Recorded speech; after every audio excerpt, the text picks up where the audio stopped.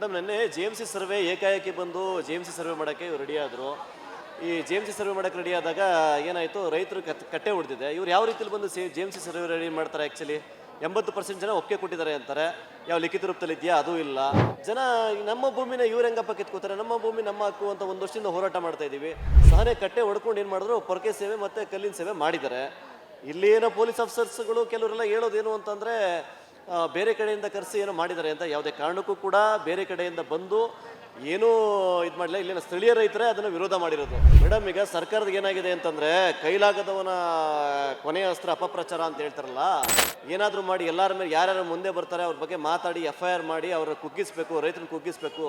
ರೈತರನ್ನ ಕುಗ್ಗಿಸಿ 2-3 ಜನ ಹೋಗಿ ಏನಾದರೂ ಮಾಡಿಕೊಂಡು ಒಂದು 50% ಕಂಪ್ಲೀಟ್ ಮಾಡಿ, ಮತ್ತೆ ಒಂದು 20% ಕಂಪ್ಲೀಟ್ ಮಾಡಿ 70% ಕಂಪ್ಲೀಟ್ ಆಗ್ಬಿಡುತ್ತೆ. ನೇರವಾಗಿ ಮುಖ್ಯಮಂತ್ರಿಗಳು ಹೇಳೋದೇನು ಅಂತಂದರೆ, ನೀವು ರೈತನ ಮಗ, ನೀವು ದೊಡ್ಡಹಳ್ಳಿಯಲ್ಲಿ ಕೆಂಪೇಗೌಡ ಅವರ ಒಕ್ಕಲಿಗರಾಗಿ ನೀವು ರೈತನ ಮಗ, ಯಾವುದೇ ಕಾರಣಕ್ಕೂ ಕೂಡ ಈ ಭೂಮಿಯನ್ನು ನೀವು ಕಸ್ಕೊಳಕ್ಕಾಗಲ್ಲ. ಯಾಕೆ ಅಂತಂದರೆ, ನಿಮ್ಮಾಗಿ ನಿಮ್ಮ ತಂದೆ ಹೇಗೆ ರೈತರು, ಇಲ್ಲಿರೋರು ಕೂಡ ರೈತರನ್ನೇ. ಇಲ್ಲಿ ನೆನ್ನೆ ಜೆ.ಎಮ್.ಸಿ ಸರ್ವೆ ಏಕಾಏಕಿ ಬಂದು ಜೆ.ಎಮ್.ಸಿ ಸರ್ವೆ ಮಾಡೋಕ್ಕೆ ಇವ್ರು ರೆಡಿ ಆದರು.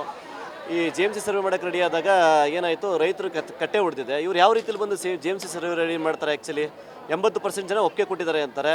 ಯಾವ ಲಿಖಿತ ರೂಪದಲ್ಲಿ ಇದೆಯಾ ಅದು ಇಲ್ಲ. ಯಾವ ಕಡೆನೂ ಕೂಡ ಯಾವುದೂ ಗ್ಯಾರಂಟಿ ಇಲ್ದಿರ ಬಂದು ಜೆ.ಎಮ್.ಸಿ ಸರ್ವೆ ಮಾಡೋಕ್ಕೆ ಸ್ಟಾರ್ಟ್ ಮಾಡಿದ್ರು. ಜನ ನಮ್ಮ ಭೂಮಿನ ಇವ್ರು ಹೆಂಗಪ್ಪ ಕಿತ್ಕೋತಾರೆ, ನಮ್ಮ ಭೂಮಿ ನಮ್ಮ ಹಕ್ಕು ಅಂತ ಒಂದು ವರ್ಷದಿಂದ ಹೋರಾಟ ಮಾಡ್ತಾ ಇದ್ದೀವಿ. ಅದೇಗೆ ಬಂದು ಇವರು ಈ ಥರ ಇವರ ಒಂದು ದಬ್ಬಾಳಿಕೆಯಿಂದ ಬಂದು ಜೆ.ಎಮ್.ಸಿ ಸರ್ವೆ ಮಾಡ್ತಾರೆ ಅಂತ ಹೇಳಿ ಜನ ತಮ್ಮ ಸಹನೆ ಕಟ್ಟೆ ಹೊಡ್ಕೊಂಡು ಏನು ಮಾಡಿದ್ರು, ಪೊರಕೆ ಸೇವೆ ಮತ್ತು ಕಲ್ಲಿನ ಸೇವೆ ಮಾಡಿದ್ದಾರೆ. ಇಲ್ಲಿ ಏನೋ ಪೊಲೀಸ್ ಆಫೀಸರ್ಸ್ಗಳು ಕೆಲವರೆಲ್ಲ ಹೇಳೋದೇನು ಅಂತಂದರೆ ಬೇರೆ ಕಡೆಯಿಂದ ಕರೆಸಿ ಏನೋ ಮಾಡಿದ್ದಾರೆ ಅಂತ. ಯಾವುದೇ ಕಾರಣಕ್ಕೂ ಕೂಡ ಬೇರೆ ಕಡೆಯಿಂದ ಬಂದು ಏನೂ ಇದು ಮಾಡಲಿಲ್ಲ. ಇಲ್ಲಿನ ಸ್ಥಳೀಯ ರೈತರೇ ಅದನ್ನು ವಿರೋಧ ಮಾಡಿರೋದು. ಯಾರು ಬೇರೆ ಕಡೆಯಿಂದ ಬಂದು ಮತ್ತೊಂದು ಮಾಡೋವಂಥ ಕೆಲಸ ಇಲ್ಲೇನೂ ಇಲ್ಲವೂ ಇಲ್ಲ. ಅದರ ಅವಶ್ಯಕತೆಯೂ ಕೂಡ ನಮ್ಮ ರೈತರಿಗಿಲ್ಲ. ಯಾಕಂದರೆ ಇಲ್ಲಿ ಕೂತಿರೋಲ್ಲ ಪ್ರತಿಯೊಬ್ಬರು ಕೂಡ ಎಲ್ಲರೂ ಕೂಡ ಸ್ಥಳೀಯ ರೈತರನ್ನೇ. ಅದು ಯಾರು ಬೇರೆ ಕಡೆಯಿಂದ ಬಂದಿದ್ದಾರೋ ಅವ್ರನ್ನ ಬಂದಿತ್ತು, ಯಾರು ಏನಾಗ್ತಾರೋ ಅದನ್ನು ಇವತ್ತು ಚಾಲೆಂಜ್ ಆಗ್ತೀನಿ, ಬಂದು ತೋರಿಸ್ಬೋದು ಆ ಕಡೆಗೆ ಆ ವಿಚಾರ ಬಗ್ಗೆ.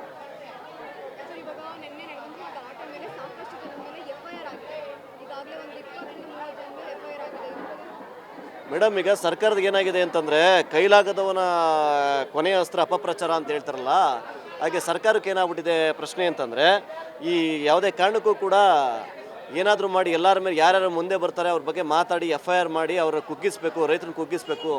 ರೈತರನ್ನ ಕುಗ್ಗಿಸಿ 2-3 ಜನ ಹೋಗಿ ಏನಾದರೂ ಮಾಡಿಕೊಂಡು ಒಂದು 50% ಕಂಪ್ಲೀಟ್ ಮಾಡಿ, ಮತ್ತೆ ಒಂದು 20% ಕಂಪ್ಲೀಟ್ ಮಾಡಿ 70% ಕಂಪ್ಲೀಟ್ ಆಗ್ಬಿಡುತ್ತೆ. ನಾವು ಜೆ.ಎಮ್.ಸಿ ಮುಗಿಸ್ಕೊಬಿಡೋಣ, ಎಲ್ಲ ಇಲ್ಲಿಂದ ಎಲ್ಲನೂ ಕೂಡ ಇದು ಮಾಡಿಬಿಡೋಣ, ಎತ್ಕೊಂಡು ಹೋಗೋಣ ಅನ್ನೋ ಲೆಕ್ಕಾಚಾರಕ್ಕೆ ಮಾಡ್ತಿದ್ದಾರೆ. ಅದು ಯಾವುದೇ ಕಾರಣಕ್ಕೂ ಮುಖ್ಯಮಂತ್ರಿ ಡಿ.ಕೆ. ಶಿವಕುಮಾರ್ ನೇರವಾಗಿ ಹೇಳ್ತಾ ಇದ್ದೀವಿ, ಎಚ್ಚರಿಕೆ ಕೊಡ್ತಾ ಇದ್ದೀವಿ. ಯಾವುದೇ ಕಾರಣಕ್ಕೂ ಅದಾಗಲ್ಲ. ಸುಮ್ಮನೆ ಅದ್ರ ಕನಸನ್ನು ಕಟ್ಕೊಂಡು ಈ ಕನಸಿನ ಕೂಸು ಅಂತ ನೀವು ಹೇಳ್ತಿರೋದ್ರನ್ನ, ಈ ಕನಸಿನ ಕೂಸನ್ನು ನೀವು ಕತ್ತಿಸ್ತಾ ಇದ್ದೀರಿ.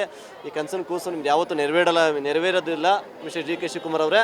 ಯಾವುದೇ ಕಾರಣಕ್ಕೂ ರೈತರು, ಇಲ್ಲಿ ಸ್ಥಳೀಯ ರೈತರು ಬಿಟ್ಕೊಡಲ್ಲ, ಯಾವುದೇ ಕಾರಣಕ್ಕೂ ಬಿಟ್ಕೊಡಲ್ಲ.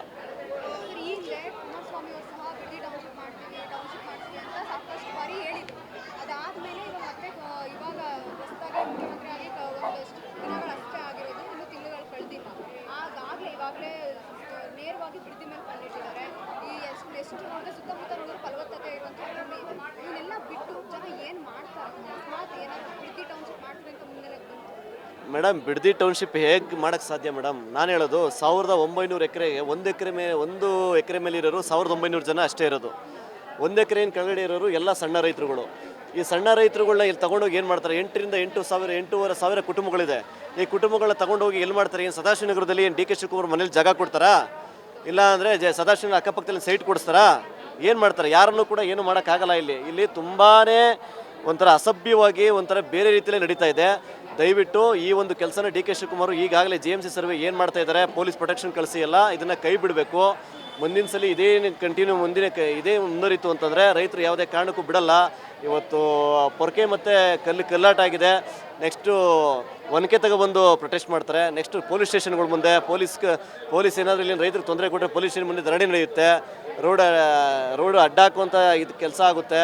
ಸದಾಶಿವನಗರ ಮನೆ ಮುಂದೆ ಬಂದು ಧರಣಿ ನಡೆಯುವಂಥ ಕೆಲಸ ಎಲ್ಲನೂ ಕೂಡ ಆಗುತ್ತೆ. ಹಿಂಗೆ ಮುಂದುವರಿಸಿದ್ರೆ ದಯವಿಟ್ಟು ಡಿ.ಕೆ. ಶಿವಕುಮಾರ್ ಅವರೇ, ದಶಕಗಳ ಕಾಲ ರಾಜಕೀಯ ಮಾಡ್ಕೊಬಂದು ಮುಖ್ಯಮಂತ್ರಿ ಆಗಿದ್ದೀರಿ, ರೈತ ಹೆಸರು ಕೆಡಿಸ್ಕೊಬೇಡಿ.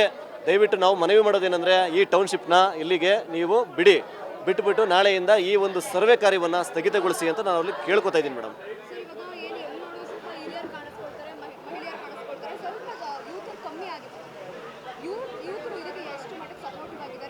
ಜಾಗ ಅಥವಾ ಅವ್ರ ಮುಂದಿನ ಪೀಳಿಗೆಗೆ ಬೇಕಾಗಿರುವಂತಹ ಜಾಗನ ಉಳಿಸ್ಕೊಳ್ಳೋದಕ್ಕೋಸ್ಕರ ನೀವೊಬ್ಬ ಯುವ ಆಗಿ ನೀವು ಯಾವೆಲ್ಲ ರೀತಿಯಲ್ಲಿ ಕಾರ್ಯವನ್ನು ನಡೆಸ್ತಾ ಇದ್ದೀರಿ? ಮೇಡಮ್ ಜಂಜೀಸ್ ಕಾನ್ಸೆಪ್ಟ್ ನೀವು ಕೇಳಿದ್ದೀರಾ? ಜಂಜೀಸ್ಗಳು ಏನು ಮಾಡ್ತಿದ್ದಾರೆ ಅಂದರೆ ಈಗ ಅವ್ರುಗಳು ಮುಂದೆ ಅವರಿಗೆ ಭವಿಷ್ಯ ಇಲ್ಲ ಅಂತ ಗೊತ್ತಾಗ್ಬಿಟ್ಟಿದೆ. ಅನ್ಎಂಪ್ಲಾಯ್ಮೆಂಟು ಏರ್ಕೊಂಡು ಹೋಗ್ತಾ ಇದೆ, ಅರ್ಥ ಆಯ್ತಾ, ಕುಸಿತ ಆಗ್ತಾ ಇದೆ.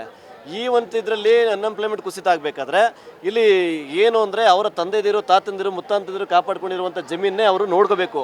ಫಸ್ಟ್ ಆಫ್ ಆಲ್ ಆ ಜಮೀನೇ ಇವರು ಇದು ಮಾಡ್ಕೋಬೇಕು. ಅದನ್ನು ಹೊರತುಪಡಿಸಿ ಬೇರೆ ಎಲ್ಲೋ ಏನೋ ಮಾಡಿಕೊಂಡು ಮಾಡ್ತೀನಿ ಅಂದರೆ ಅದಾಗಲ್ಲ ಕೆಲಸ. ನಾವು ಯುವಕರುಗಳಿಗೆ ನಾವೇನು ಹೇಳ್ತಿದ್ದೀವಿ ಅಂದರೆ ನಾಳೆ ದಿನ ನಾನೊಬ್ಬ ಪತ್ರಕರ್ತನಾಗಿ ಎಲ್ಲ ಕೆಲಸ ಮಾಡಿ ಸಾಕಾಗಿದೆ ನಮಗೂ. ನನಗೂ ಭೂಮಿ ಬೇಕು, ನಾನು ಭೂಮಿ ಉಳಿಸ್ಕೋಬೇಕು. ನಾನು ನಿರಂತರವಾಗಿ ಈ ಹೋರಾಟದಲ್ಲಿ ಇದ್ದೇ ಇರ್ತೀನಿ, ಮಾಡೇ ಮಾಡ್ತೀನಿ. ನಾನು ಯಾವುದೇ ಕಾರಣಕ್ಕೂ ಕೂಡ ಭೂಮಿ ಬಿಡುವಂಥ ಕೆಲಸ ಇಲ್ಲ. ರೈತರು ಕೂಡ ಯಾರು ಕೂಡ ಭೂಮಿ ಬಿಡುವಂಥ ಲೆಕ್ಕಾಚಾರ ಇಲ್ಲವೇ ಇಲ್ಲ ಇಲ್ಲಿ.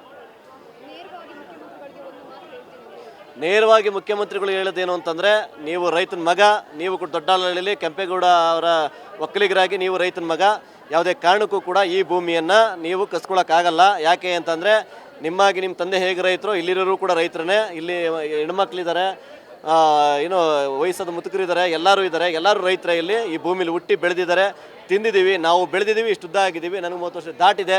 ನೀವೇನೇ ಕಾರಣಕ್ಕೂ ಏನು ಮಾಡಿದ್ರು ಕೂಡ ಇಲ್ಲಿ ಬಂದು ನೀವು ಬೇರೆ ರೀತಿಯಲ್ಲಿ ಪೊಲೀಸ್ ಪ್ರೊಟೆಕ್ಷನ್ ಮೂಲಕ ನೀವೇನಾದರೂ ರೈತರನ್ನ ಜಮೀನ ಕಿತ್ಕೋತೀರಿ ಅಂದರೆ ನಾವು ಯಾವುದೇ ಕಾರಣಕ್ಕೂ ಬಿಡಲ್ಲ. ಇದನ್ನು ನಾವು ನೇರವಾಗಿ ಎಚ್ಚರಿಕೆ ಕೊಡ್ತಾ ಇದ್ದೀವಿ. ನೀವೇ ಬನ್ನಿ, ಖುದ್ದಾಗಿ ನಿಮ್ಮ ಮುಂದೆ ಕುತ್ಕೊಂಡು ಮಾತಾಡ್ತೀವಿ. ಇಲ್ಲ ಸ್ಥಳೀಯ MLAಗಳು ಬರಬೇಕು, ಇಲ್ಲ ಮುಖ್ಯಮಂತ್ರಿಗಳು ನೀವೇ ಬರಲಿ. ಯಾರು DC ಕೂಡ ಏನಿಲ್ಲದವರು ಕೂಡ DC ಕೂಡ ಬರಲ್ಲ. ಇಲ್ಲಿ DCನೂ ಕೂಡ ಬಂದು ಮಾತಾಡಬೇಕು. ದಯವಿಟ್ಟು ಯಾವುದೇ ಕಾರಣಕ್ಕೂ ಇದು DK ಶಿವಕುಮಾರ್ ಅವರೇ, ಯಾವುದೇ ಕಾರಣಕ್ಕೂ ನಾವಂತೂ ಏನೇ ಅಂದ್ಕೊಳ್ಳಿ, ಯಾವುದೇ ಕಾರಣಕ್ಕೂ ಕೂಡ ಈ ಜಮೀನ ನಾವು ಬಿಟ್ಕೊಡಲ್ಲ. ನೀವು ಪ್ರಯತ್ನ ಮಾಡೋಕ್ಕೆ ಹೋಗಬೇಡಿ ಅಷ್ಟೇ.